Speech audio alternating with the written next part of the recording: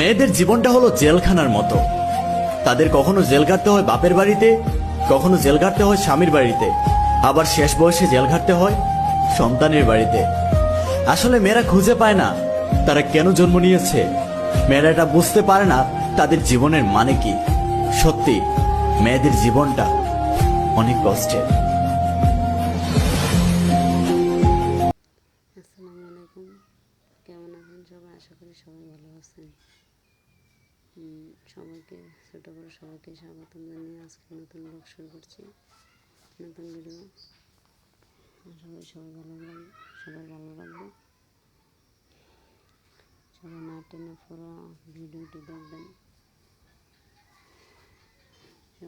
আজকের ভিডিওটি সকাল থেকে শুরু করছি, তাও কাপড় ধোয়া থেকে। সকাল সকাল কাপড় ধুয়ে দিচ্ছি, কাপড় ভেজে রাখছি আর কি, এবং পরে ধুয়ে নিব। এভাবে কিছুক্ষণ এভাবে রাখলে গরম পানি দিয়ে রাখছি। হাফ ক্যামেরা কাপড়গুলো ধুয়ে নিলাম, হাফ ক্যামেরা কাপড়গুলো ধুয়ে নিলাম। দেখা যাক শুকায় কিনা। আকাশে অনেক মেঘ, দেখুন কত অন্ধকার, অনেক অন্ধকার।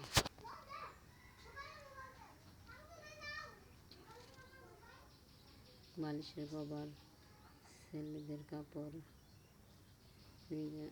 আমার কাপড় ধুয়ে নিলাম। শুকায় কিনা আল্লাহ ভালো জানে, রোদ ওঠে কিনা। বৃষ্টি না আসলে যদি এরকমই থাকে তা পানি চড়ে যাবে, তখন না ঘরের ভিতরে না ফ্যানের নিচে দিয়ে দিবে। বুঝতে পারছেন?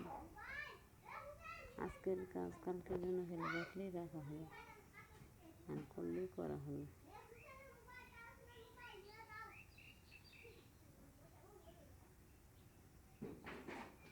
বাড়ির পাশে পোলাপান খেলাধুলা করে, সবার যদি কিছু মনে করবেন না। বুঝতে পারছেন? সবাই সবাই আমার ভিডিওটি সাপোর্ট করবেন,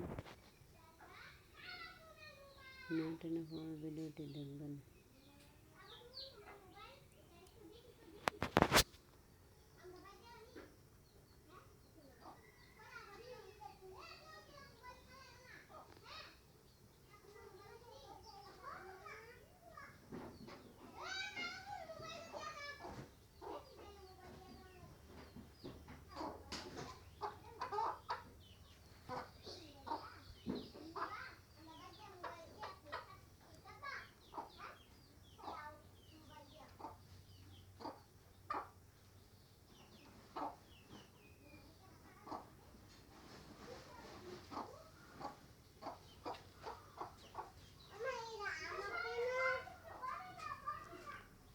সবাই ভিডিওটি দেখবেন।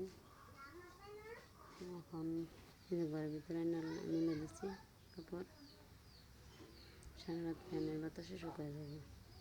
নতুন ভিডিওর জন্য সবাই অপেক্ষা করবেন। আর আগামীকাল নতুন ভিডিও আসছে, সবাই ভালো থাকবেন, আর লাইক কমেন্ট শেয়ার করবেন। এগুলো আমার ভিডিওটি শেষ করছি। আল্লাহ হাফেজ।